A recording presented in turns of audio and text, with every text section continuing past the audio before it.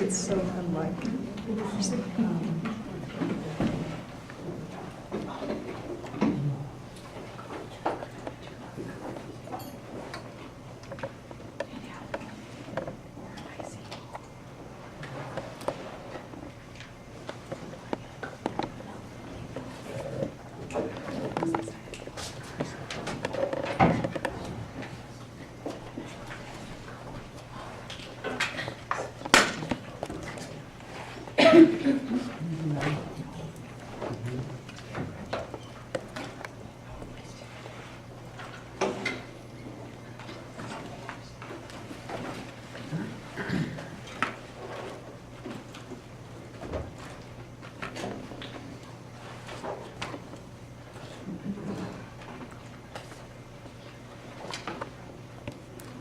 A little help.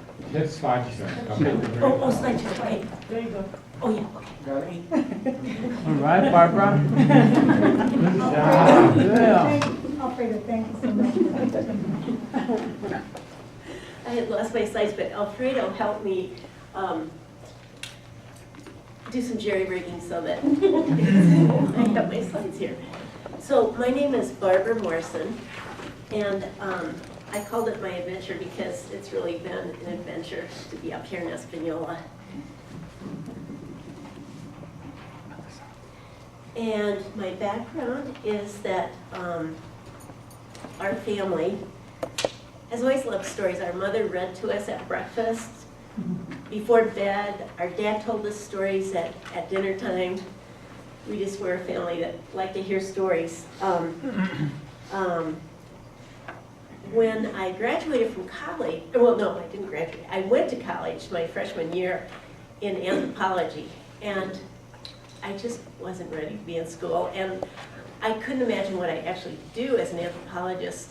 And so I kind of wandered around for a few years and ended up back in my hometown where I decided to be a Montessori school teacher, and I had to have a job in the afternoon. So I started working at my dad's office, and my dad and my mother's brother were internists who specialized in cardiology, and I just fell in love with working in their office.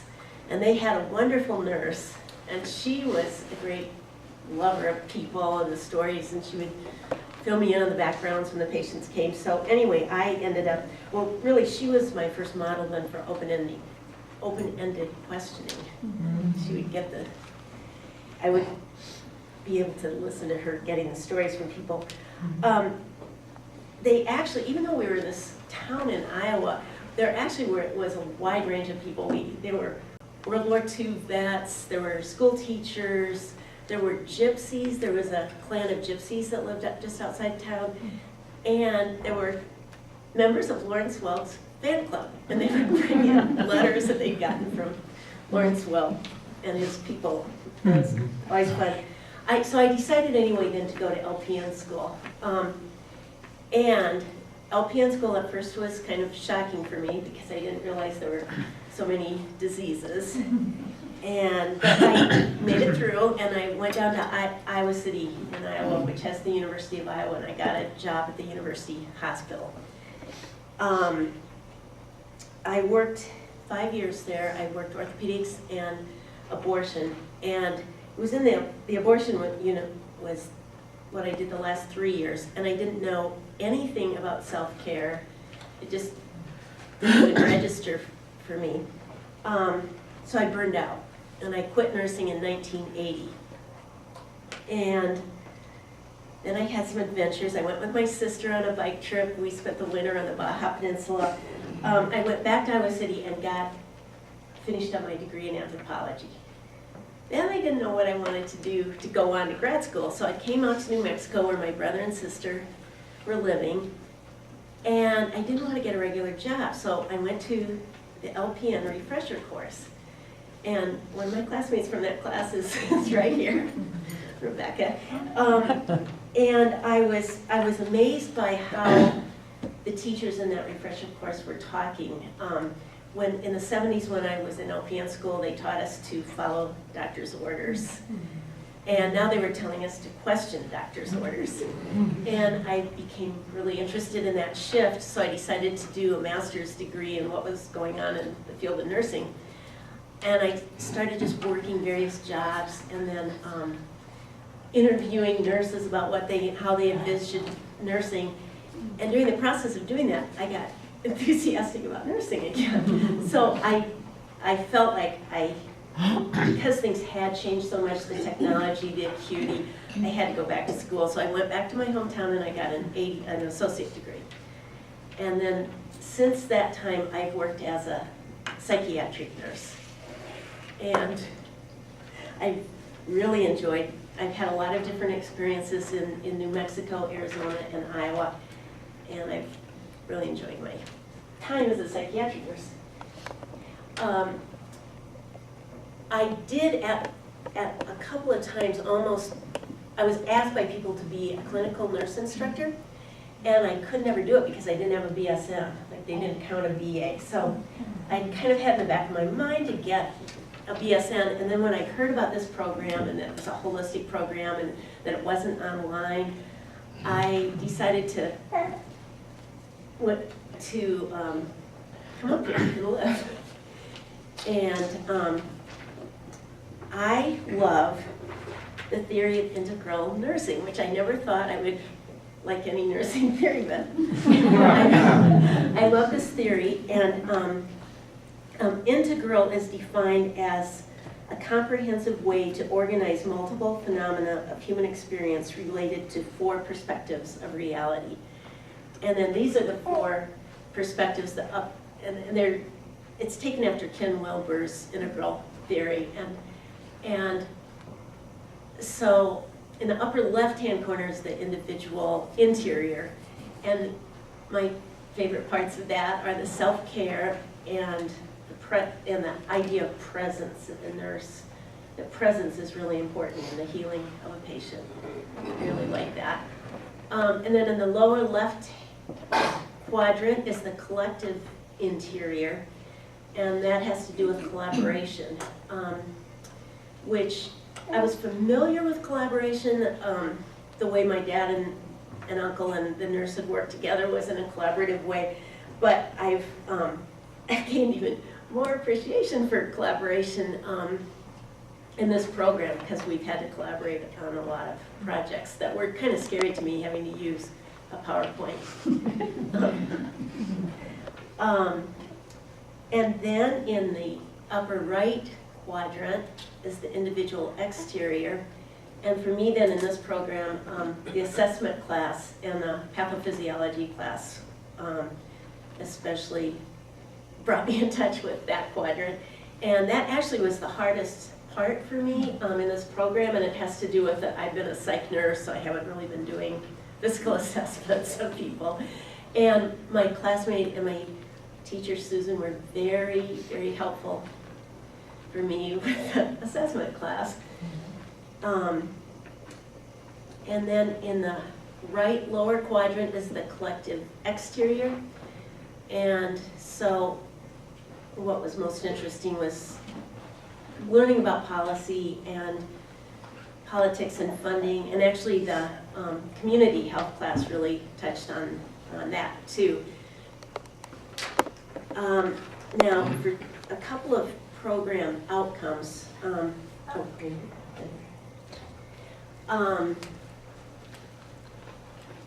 one was to analyze links of the individual to community and global health, and the other was the nurse as a change agent.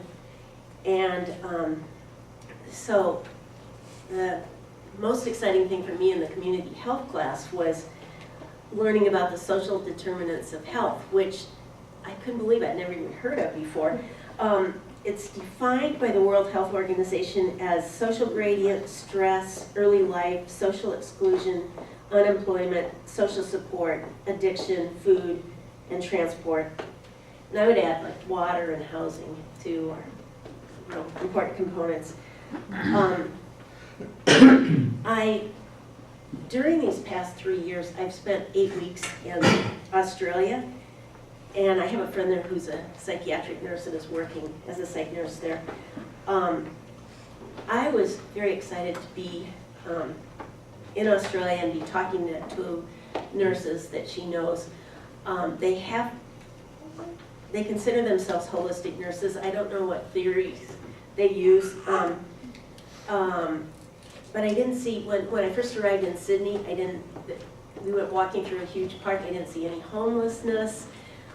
Next to all the trash cans were recycling cans and receptacles for needles. And it just was like kind of amazing to me.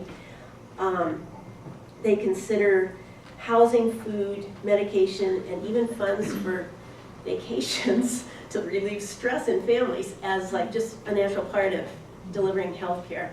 And this was more in the outpatient. The inpatient hospital that I investigated was pretty much like what we have here. But the outpatient world was what was so different than what I was used to. But also back here in Rio Arriba County, I did my service learning project with the Rio Arriba Health and Human Services. And I was so amazed how in tune with social determinants of health they are. And in fact, Lauren, the one who started the department, was just honored just in November for being one of the early people in this country to be using the social determinants of health and the kind of care that they were giving. Now also for the Nurses Change Agent, we got to spend a day at the Capitol, on Nurses Day at the Capitol, and that was very exciting. We got to meet a couple of the nurse lobbyists for the for the New Mexico Nurses Association, and they were just these dynamic women. And they told us all these details about how bills are passed or what they do as a lobbyist. And that was just really exciting for me. And then also, Lauren was instrumental in starting this, but the Rio Arriba Health Council is another entity in this county that is so amazing. And we went to it in September of the fall semester that I was first in the community health class. And I was just blown away by all these people that are running these little nonprofit agencies in the area, getting together, trying to work together, all working to improve the health in the county. Now, I wanted to talk like just a little extra about that service learning project I did because it kind of brings those two things together. What had happened when a classmate and I were first doing our learning service project with them is they had just gotten a grant to work with heroin addiction. So what they wanted, one of the things they wanted to do with the grant money is to make films that they could put on their website so that it would bring home the face of heroin addiction. And they also wanted to have educational films on using Narcan because as they were thinking about the grandparents, all the grandparents in this county who are raising their children, and how they might be afraid to actually use the Narcan if somebody were overdosing, or might not even recognize that somebody was overdosing. So to help us with working on this, they sent us to the harm reduction class down in Santa Fe, and we became harm reduction specialists. And that was like, we thought that they were going to spend 8 hours, it was an 8-hour class, that they were going to spend 8 hours just teaching us how to use the Narcan. And we were like, not looking forward to the 8 hours, but it was so much more than that. It was like they taught us about the philosophy of harm reduction. They taught us what they try to do is truly reduce harm in using drugs. So they taught us how to use safer methods to be like cooking drugs or injecting drugs so that people don't get the abscesses. You know, it was like, it was fascinating. Then we got to go, we went separately, but on the needle exchange van, and we went through all these little villages up north of here that I didn't even know really existed. My sister's a home health nurse, so she might have known about them, but it was like amazing, and all these people would come. They had bags of food in the van. They had condoms in the van. I mean, they just had a lot of things that really helped people in their lives. And one of the figures, when I was writing a little paper on harm reduction, one of the figures I found is that people are 6 times more prone to get treatment if they've have contact with a needle exchange program. I think that's cool. Oh, but another thing with the filming, with these little films, at first they were wanting us to use our telephones, and I was really worried because I had tried to make a little film with my telephone and it wasn't very good. But anyway, so one of the people up there at Health and Human Services had worked at the college and knew David Lindblom. And then Anna knew him. So we ended up working with his film class. And that was really an interesting experience. So interesting that then the next semester I audited a film class. And I actually learned a little bit about the technology of making these films.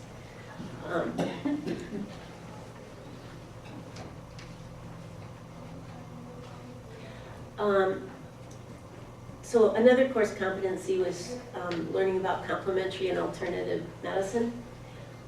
When my first semester here, I was still working down in Albuquerque on the weekends. I worked Friday, Saturday, and Sunday evening shifts, so I was always there Monday morning. So I decided to take advantage of spending some time with Maclovia Zamora, and she's a well-known curandera in the Albuquerque area. And she, at one point, she was like really, really busy. Her family owns a pharmacy where it used to be that part of the pharmacy was regular pharmacy, and then part was what she did with the curandera, and she used to sit at a little card table, and people would just be lining up when I first met her 20 years ago. But now her brother-in-law, who was the pharmacist, had died, and she was getting quite old and wasn't out in the community like she used to be. So there weren't really too many people that came in, but I had such an amazing time. So she's an herbalist, that's what she focused on. I really didn't learn as much about the herbs as maybe I could have, but what I learned about was just the power of presence. You know, I just felt like I was getting to experience presence. I would just feel this way when I came to the store and was around her. And I feel like it helped me in my work. I was working geriatric psych at the time, and I believed in presence more because of having experienced that with her. And I also offered herbal teas to patients more often too than I might have, which did seem to help a lot of patients. Then I did my service learning project with Mary Lou Singleton, who's a nurse practitioner down in Albuquerque. And she's a dynamic woman in her 40s, and she practices integrative medicine, and she had gone to Michael Moore's School for Herbs up here in Santa Fe. And so it was really neat just to see how she combined the Western medicine and the herbs. And then one day, I took her over to meet Maclovia. She'd never met Maclovia before. And Maclovia led us into this back room that I hadn't even known was there. And there were all these shelves back there, and there were these old bottles of tinctures. And Mary Lou nearly had palpitations. She was so excited because there's a famous herbalist named let's see where his name is, John Uri Lloyd, and he died like in 1936. But Michael Moore actually kind of rediscovered him. And anyway, she had some of the old bottles from Mr. Lloyd and his brothers. They'd all been pharmacists, I believe. And she was like seeing those, because she had heard about this guy actually when she was a kid even, and to see some of the bottles really meant a lot to her. And for me, it was really neat seeing the connection of Maclovia with the old ways of Curandera, and then Mary Lou kind of coming together with this excitement with the bottles.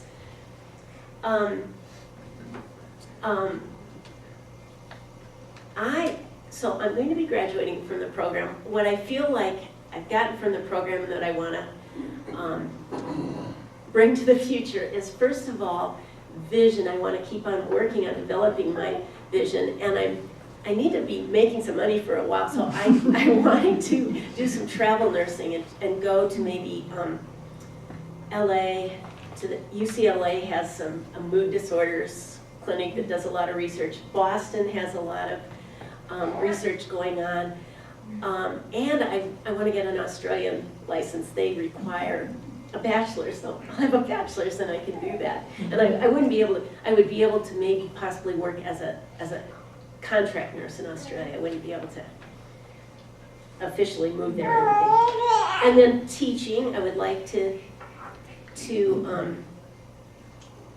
try teaching, being a clinical instructor, because now I'll have my BSN. I'd like to do some writing too. I've been doing some writing in my life, and I've done some poetry, but I got interested in doing blogs. We got to see how Lauren Reichelt from the Health and Human Services came and talked about how she had used blogs in making a difference in the national dialogue about heroin addiction. And we had to do, basically, we did reflective essays for one of the classes. So anyway, that's one of my aspirations with this. And then also a conference. I would like to try just having a little conference at my home in Iowa, and maybe have more than one, but I'd like to start out with one. But there did used to be a nurse in the 70s in Iowa City she was one of those World War II nurses that had gone to school at Columbia and after the war with the GI Bill, and knew all kinds of nursing leaders. That's where a lot of the nursing leaders kind of got their start in higher education. And so she would invite them to Iowa, to her home, and then she would let the grad students come and just hang out and ask questions. And I just think that sounds like a really neat thing. So that's my last ambition at the present time. I'll just read this. I come from a family who loves stories. Nursing and anthropology have given me avenues that have led to wonderful stories. Our holistic RN to BSN program has given me a framework from the theory of integral nursing and a wider context from our teachers, classmates, readings, and experiences for finding deeper meaning in the stories I hear. I have been immeasurably enriched in this program.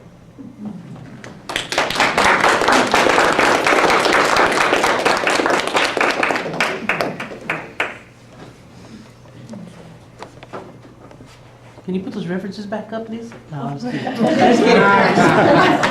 Oh, you're bad. It really helps the patients if you just sit down right next to them for a while. And maybe talk to them if they want to talk, but if they don't want to talk, just sit with them for a while. Which you were able to do. And which I was able to do.